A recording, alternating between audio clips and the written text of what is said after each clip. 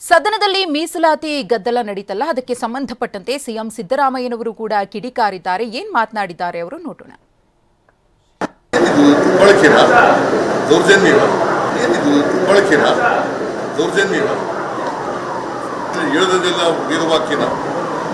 ಇಲ್ಲ ಅಂದ್ಬಿಟ್ರ ಸರ್ ಬಳಕೆನ ದೌರ್ಜನ್ಯವ ಬಳಕೆನ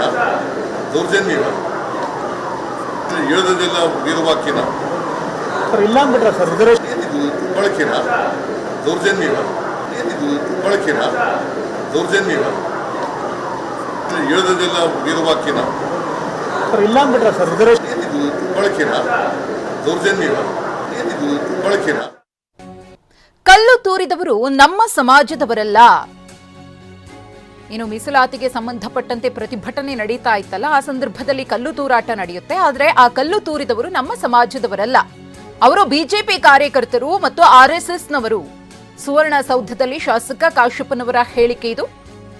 ನಮ್ಮ ಸಮಾಜದ ಅಮಾಯಕರ ಮೇಲೆ ಲಾಠಿ ಚಾರ್ಜ್ ನಡೆದಿದೆ.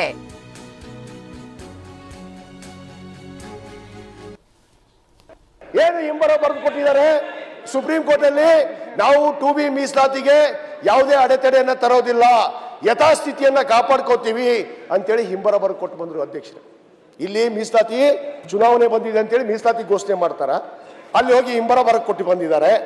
ಹಿಂಬರ ಕೊಟ್ಟಿರೋ ಹಿನ್ನೆಲೆಯಲ್ಲಿ ಕಾನೂನಾತ್ಮಕವಾಗಿ ಇವತ್ತು ಸರ್ವೋಚ್ಚ ನ್ಯಾಯಾಲಯದಲ್ಲಿ ಇನ್ನೂ ತಡೆಯಾಜ್ಞೆ ಇದೆ. ಮಾನ್ಯ ಅಧ್ಯಕ್ಷರೇ, ರಾಜ್ಯ ಸರ್ಕಾರ ಮೀಸಲಾತಿ ಇದು ಶಾಸಕರಾದಂತಹ ಕಾಶಪ್ಪನವರ ಪ್ರಶ್ನೆಗಳು.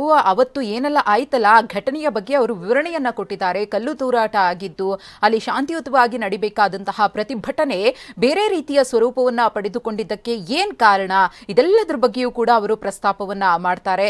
ಇದೇ ವಿಚಾರ ಸದನದಲ್ಲಿ ಸಾಕಷ್ಟು ಆಕ್ರೋಶಕ್ಕೆ ಕಾರಣವಾಗುತ್ತೆ. ಬಿಜೆಪಿ ನಾಯಕರಂತೂ ಇದ್ರ ಬಗ್ಗೆ ನಾವು ಚರ್ಚೆ ಮಾಡಬೇಕು, ಲಾಠಿ ಚಾರ್ಜ್ ಬಗ್ಗೆ ಗಂಭೀರವಾದಂತಹ ಚರ್ಚೆ ಆಗಬೇಕು, ಅದನ್ನ ಸರ್ಕಾರ ಹೇಗೆ ನಿಭಾಯಿಸಿತ್ತು ಅನ್ನೋದ್ರ ಬಗ್ಗೆ ನಮಗೆ ಸ್ಪಷ್ಟವಾದ ಉತ್ತರ ಬೇಕು ಅಂತ ಹೇಳಿ ಪಟ್ಟನ್ನ ಹಿಡಿದು ಹೋರಾಟಕ್ಕೆ ಮುಂದಾದಂತಹ ಸಂದರ್ಭದಲ್ಲಿ ಒಂದು ಕಡೆ ಸದನವನ್ನ ಸ್ಪೀಕರ್ ಅವರು ಮುಂದೂಡಿಕೆ ಮಾಡಿದ್ದಾರೆ, ಮತ್ತೊಂದು ಕಡೆ ಬಿಜೆಪಿ ನಾಯಕರುಗಳು ಮಾಡ್ತಾ ಇರುವಂತಹ ಆರೋಪಕ್ಕೆ ಕಾಂಗ್ರೆಸ್ನ ಲೀಡರ್ಸ್ ಕೂಡ ಸದನದಲ್ಲೇ ಪ್ರತ್ಯುತ್ತರವನ್ನ ಕೊಡುವಂತಹ ಕೆಲಸವನ್ನ ಮಾಡ್ತಾ ಇದ್ರೆ, ಈಗ ಮಗದೊಂದು ಕಡೆ ಸದನ ಮುಂದೂಡಿಕೆ ಆದ್ಮೇಲೆ ವಿಪಕ್ಷದ ಸದಸ್ಯರನ್ನ ವಿಶ್ವಾಸಕ್ಕೆ ತೆಗೆದುಕೊಳ್ಳುವಂತಹ ಕೆಲಸವನ್ನ ಮಾಡೋದಕ್ಕೆ ಸಂಧಾನ ಸಭೆಯನ್ನ ಸ್ಪೀಕರ್ ನಡೆಸುತ್ತಿದ್ದಾರೆ.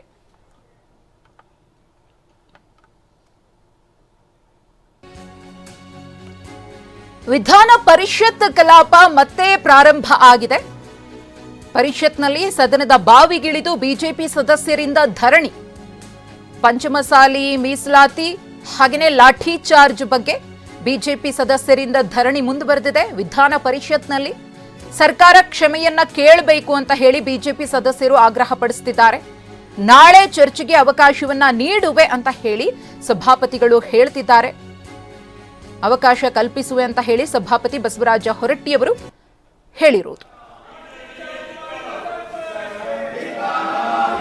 ಈಗ ಒಂದು ನಿಮಿಷ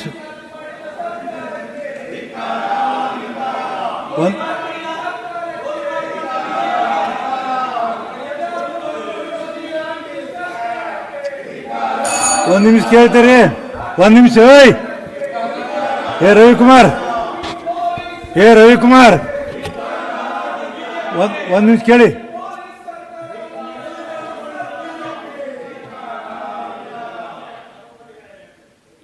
ಒಬ್ಬೊಬ್ಬರು ಎದ್ರೆ ಕೊಡ್ತೀನಿ ನಾನು, ಎಲ್ಲರೂ ಎದ್ರೆ ಕೊಡ್ಲಿ.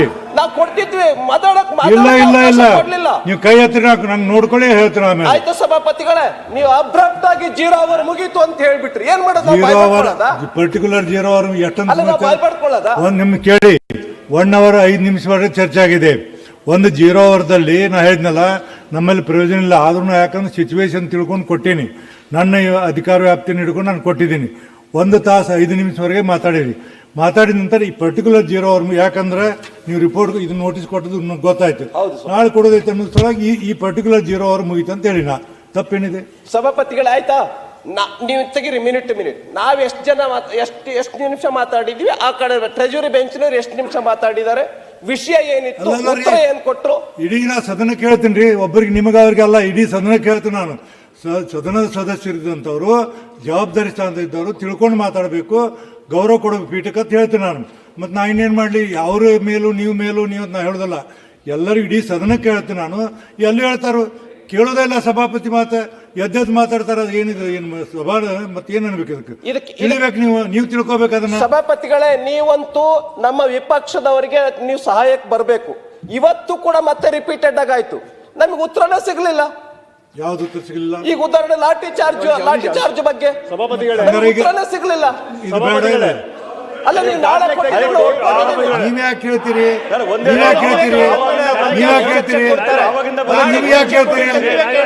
ನೀವ್ಯಾಕೆ ಕೇಳ್ತೀರಿ? ನಿಮಗೇನು ಮಂತ್ರಿಗಳ ನೀವ್ಯಾಕೆ ಕೇಳ್ತೀರಿ?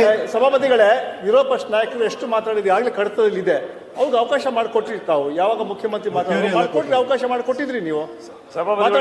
ವಿಪಕ್ಷ ನಾಯಕರು ಪೂರ್ತಿ ಮಾತಾಡಿಲ್ಲ ರೀ. ವಿಪಕ್ಷ ನಾಯಕರು ಪೂರ್ತಿ ಮಾತಾಡಿಲ್ಲ. ಸಭಾಪತಿಗಳೇ, ನಾನು ಏನೂ ಮಾತಾಡಿಲ್ಲ. ಏನ್ ಮಾತಾಡಿದಾರೆ ವಿಪಕ್ಷ ನಾಯಕರು? ಮಾತಾಡಿದಾಗ ಕ್ರಾಸ್ ಮಾತಾಡಿರೋದು ಎರಡು ಬಿಟ್ರೆ ನಾನೇನು ಮಾತಾಡಿಲ್ಲ. ಒಂದ್ ನಿಮಿಷ. ಈಗ ಏನ್ ತೀರ್ಮಾನ ಮಾಡಂತೀರಿ ಹೇಳಿ ನೀವು? ಅಲ್ಲ, ಈಗ ಒಪ್ಪಿಗೆ ಆಗಿದೆ. ಇರೋದನ್ನ ರವಿಕುಮಾರ್ ಅವರು ಪ್ರಶ್ನೆನ ತಮ್ಮ ಮುಂದಿಟ್ಟಿದ್ದಾರೆ. ಮಾನ್ಯ ಮುಖ್ಯಮಂತ್ರಿಗಳು ಈಗ ಗೃಹ ಸಚಿವರು ಉತ್ತರ ಕೊಟ್ಟರು, ನಾವು ಮತ್ತೆ ಕೇಳೋ ಹೊತ್ತಿಗೆ ಅವರಿಲ್ಲ. ಇಲ್ಲ, ಮಾನ್ಯ ಮುಖ್ಯಮಂತ್ರಿಗಳು ನಮಗೆ ತಿಳ್ಕೊಳ್ಳಿ. ಒಂದ್ ನಿಮಿಷ ತಿಳ್ಕೊಳ್ಳಿ. 0 ಅವರ್ದಲ್ಲಿ ಪ್ರಶ್ನೆ ಇದೇನು ಪ್ರಶ್ನಿಕ ಉತ್ತರ ಪ್ರಶ್ನೆ ಇಲ್ಲ. ಅವ್ರು ಎದ್ದವ್ರು ನೀವು ಅವ್ರು ತಮ್ಮ ಉತ್ತರ ಹಿಡಿದ್ರು, ಗೃಹ ಸಚಿವರು ಹೋದ್ರು. ಹಂಗಾದ್ರೆ 0 ಅವರ್ನಲ್ಲಿ ಮುಖ್ಯಮಂತ್ರಿಗಳು ಅರ್ಧ ಗಂಟೆ ಉತ್ತರ ಕೊಡ್ಬೋದಾ ಸಭಾಪತಿಗಳೇ? ಮುಖ್ಯಮಂತ್ರಿಗೆ ವಿರೋಧ ಪಕ್ಷ ನಾಯಕರಿಗೆ ಏನು ಆಯ್ತು, ಹಂಗಾದ್ರೆ ವಿಪಕ್ಷ ನಾಯಕರಿಗೂ ಮಾತಾಡಕ್ಕೆ ಅವಕಾಶ ಏನು ಮಾಡಿಲ್ಲ ಕೇಳಿ. ನಾ ಏನಾದ್ರು ತೆಗೆದು ನೋಡಿ, ಅವ್ರನ್ನ ರಿಸ್ಟ್ರಿಕ್ಟ್ ಮಾಡಿಲ್ಲ. ರವಿಕುಮಾರ್ ಅವರು ತಮ್ಮ ಗಮನಕ್ಕೆ ತಂದಿರೋದು, ಇನ್ನು ಮುಂದೆ ಯಾವಾಗಲೂ ಉತ್ತರ ಕೊಟ್ಟಾಗ ಮತ್ತೆ ನಮ್ಮ ಪ್ರಶ್ನೆಗೆ ಉತ್ತರ ಕೊಡೋ ರೀತಿ